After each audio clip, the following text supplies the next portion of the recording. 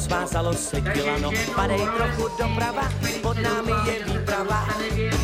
Tentokrát to dobře dopadlo, zahrála si turistů hrozné divadlo. Na druhé přichází princezna Lada. Do českého ráje, cesta příjemná pro princeznu, princezna se zatoulala, ale doufám, ona hledá prince. nelezte na skály, co je na mě špičatá, spadnete do písku, na sourodnou písku, nespatříte více, takže princezna Lada. Caruško. Tatínku můj drahý. Tak vida, už ji tady máme. Co je to, dcero, za nápady? My to ruce hlínou zamazané. Polovice dnešního dne našla. Dále přichází Mexikáni. Mexikáni v plné parádě.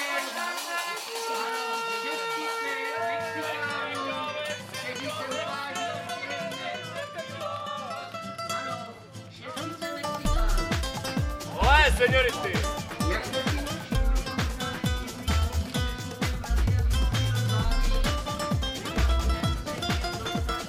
Kolem kaktusy je horko, tak to si na hlavu nasadím sombrero grande. Viva Zapata, mě hoří Zapata, mám proto pueblo rade. Je taky pan přednosta. Měl velmi důležitou pochůzku, jakousi komisi. Ale milostivá paní přednosta ve službě se nesmí přece vzdálit. Jako další přichází Vřískot. Ano, Vřískot, pozor na něj. A děti se ho nebojí. Děti se ho nebojí. Vřískot se zařazuje, bude hodný. Vřískot, ano, bude. Nyní, jak jsem předeslal, znáte jistě všichni seriál 30 případů majora Zemana. Díl 12, 26. studna. Ano, je to sám Bruno.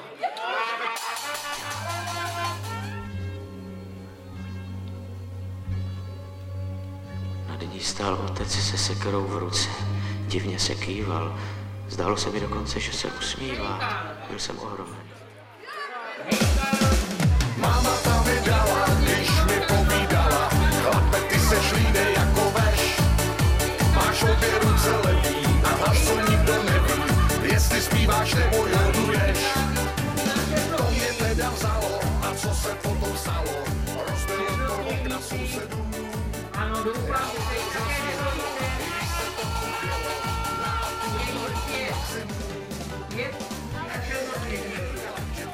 Jeden je hezčí než druhý, že? Další přichází sám velký mních. Ano. Je to velký mních, který přichází, který má zdraví a zaručuje všechny, že dovede v pořádku zpět do sálu. Jistě sledujete večerničky, tak z večerničku nám přichází ze seriálu Mach a Šebestová.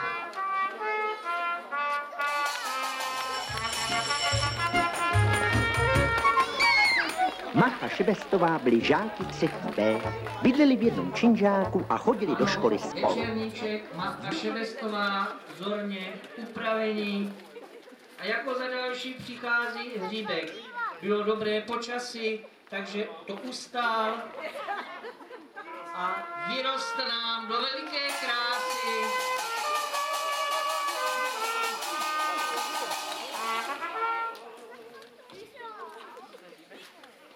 Jako předposlední nám přichází sám velký Ozák. Přátelé, 750. velký Ozák. Tak to je vážné. Ano, děkujem. A jako poslední se nám představí postavy z pohádky, kterou jistě všichni znáte, takže ji nebudu prozrazovat. Postavy z pohádky, kterou jistě všichni znáte.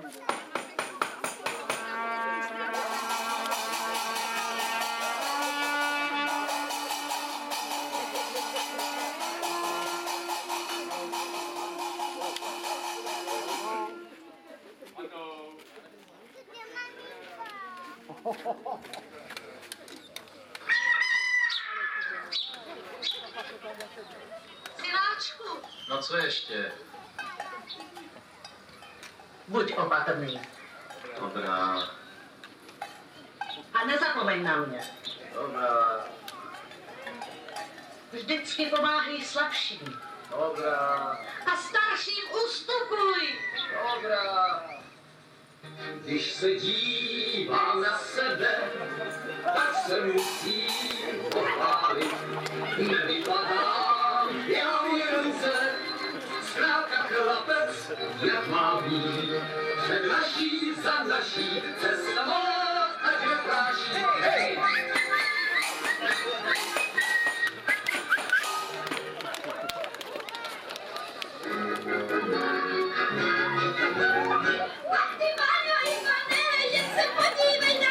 Šaty mám vyšívané, a jsou celé hedvábné.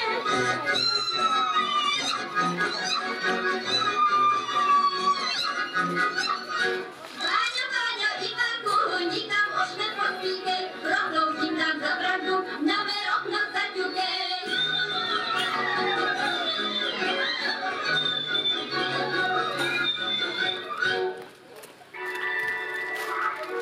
Prosím tě, kohoutku milý, musím plést ještě chvíli. Kohouti jsou malí páni, Jitřenka řídí kokorhání. Miluj se, Jitřenko jasná, smiluj se, sluníčko krásné. Chvíli mě nech ještě plést, sice mě stihne krutý trest. Macecha mi vyškupe vlasy.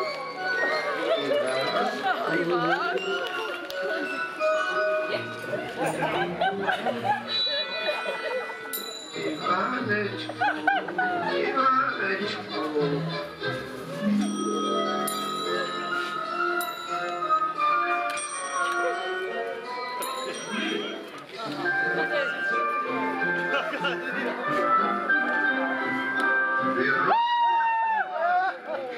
A mezi modrý zelená byla celička od jara do zimy. Zelená byla celička od jara do zimy.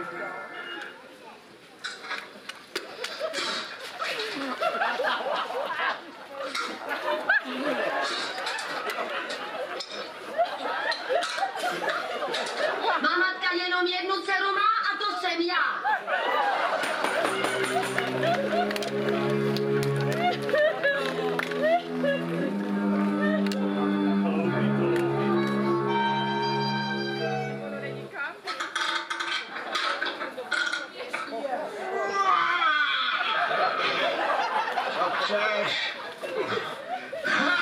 Ivan! Přišel nečekán, nezván, chaloupku otočil a mě tím probudil. Nebylo mu asi vhod, že do lesa měla chod.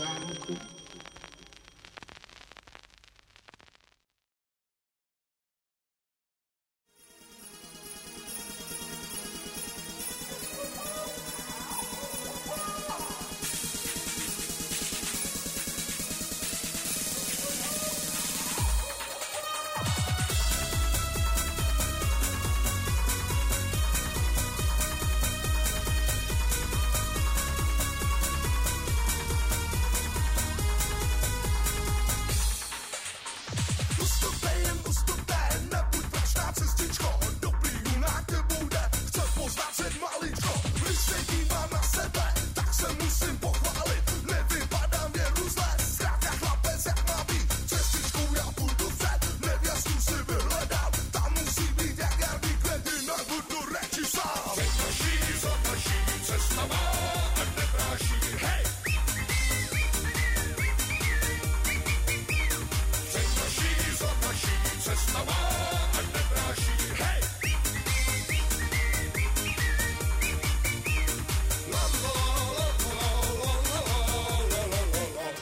Proč koukáš, že žlučko, že mám žít dlouhý čas, nekratičko.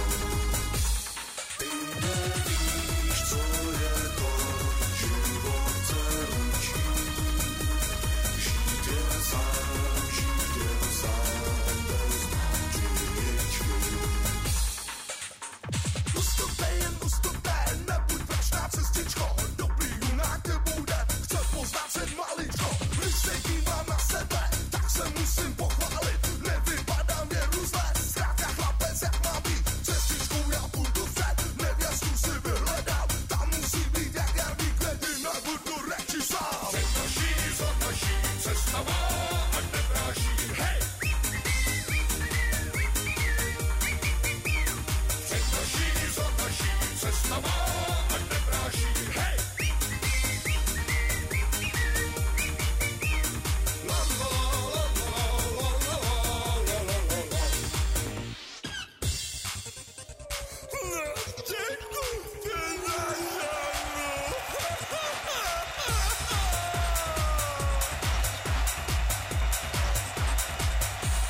Proč koukáš, že žlučko, že mám žít dlouhý čas, nekratičko.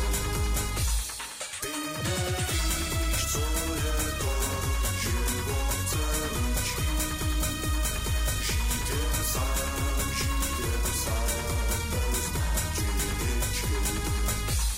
I tíska neroste bez sluníčka, nikdy mě nelívá na naděječka. Životu má milá, že žlučko, skončí se. Byla, jedla, víno pila, nevěsta jak z růže květ a ženich jak byslet. Zazvonil zvonec, pohádky je konec.